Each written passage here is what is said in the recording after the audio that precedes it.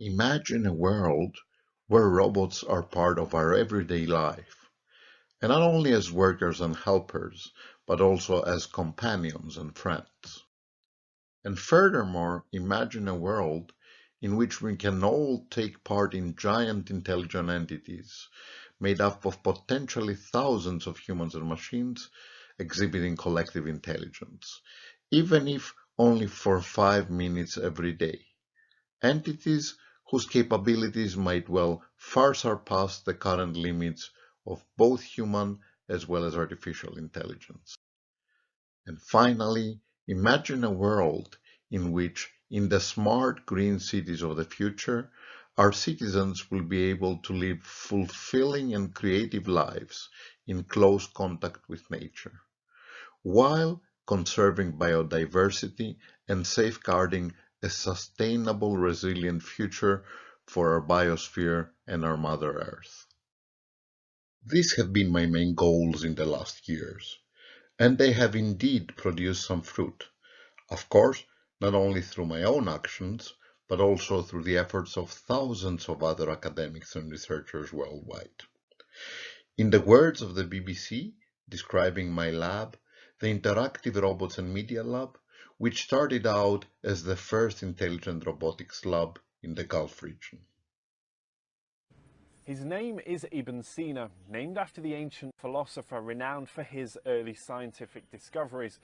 But unlike his older counterpart, this Ibn Sina is altogether more high-tech. As well as being fluent in English and Arabic, he can hold a conversation with humans. He looks for information about us on the internet and uses that to chat with us. He'll also remember it for the next time you meet. But this lab isn't in Japan, China, or the United States. It's in Al Ain, just an hour's drive from the UAE capital, Abu Dhabi. Fortunately, the UAE is making significant efforts towards such worthy goals. Not only it is the first country where there exists a Minister for Artificial Intelligence, but also it is a country where since 5 years there also exist international competitions for socially and environmentally beneficial uses of technology, such as the AI and Robotics for Good competition, for which I have had the honor of being a judge. But why is artificial intelligence important? Let me try to give some answers. First, there is the economic argument.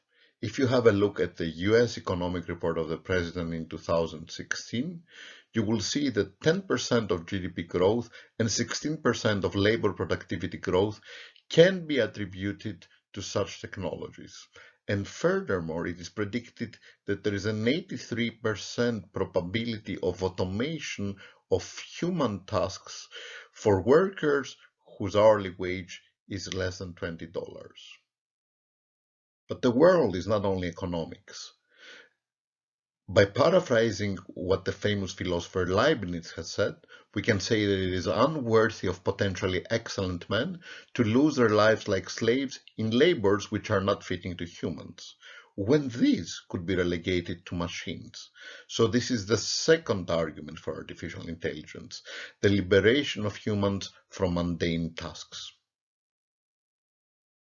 And a third most important reason goes beyond economics and freedom. As we will see, AI can play a catalytic role towards not only enabling sustainability at multiple levels, but also achieving resilience so that even under adverse future events, we can continue our sustainable existence. But in terms of figures, what does this entail? Well, according to a recent report by PwC, by the year 2030, using AI for environmental applications has a potential to boost global GDP by 3.1 to 4.4%, while also reducing global greenhouse gas emissions by around 1.5 to 4.0%. And quite importantly, there are also very promising predictions regarding job creation. But how can artificial intelligence promote sustainability? Let us have a better look.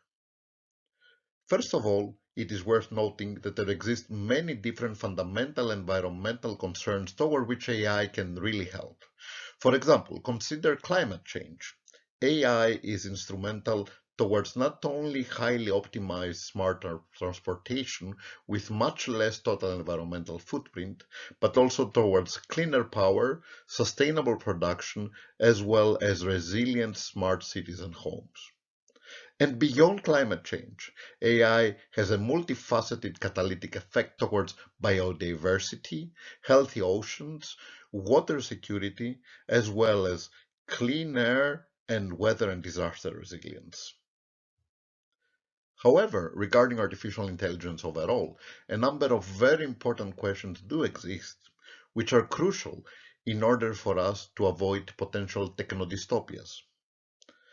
Some of these have to do with the handling of technological unemployment, AI and warfare, technoethics and the evolution of human ethics, AI biases and explainability, as well as information asymmetry. What happens if only a few big players have all of the new fuel of the world, i.e. data and intelligence? But if we are able to handle these challenges appropriately, amazing avenues lie ahead. Smart agriculture and food systems are already expanding. The capabilities of weather and climate prediction are advancing. Our power grids are becoming smarter and greener, and resilient cities which are able to be prepared to withstand the shocks of physical and economical instabilities are starting to arise. It is just a matter of time till all of the citizens of the world will have access to a real-time digital dashboard, enabling them to track the condition of every part of our planet, thus creating a transparent digital Earth for all. Thus, what remains is to foster awareness, to ensure that we start with responsible AI, and to provide opportunities for training, as well as strong incentives for the deployment of the relevant innovative technologies, through careful coordination between government, industry, NGOs, and academia.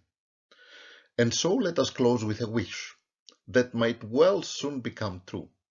The wish that our efforts towards not only understanding human intelligence but also creating machines that think will not only create the noosphere, which is the collective mind of planet Earth, which is comprised by all of its intelligent beings, but will also bring it in sustainable harmony with our biosphere, thus creating lives worth living for our children and for the generations to come, for the whole world. Thank you.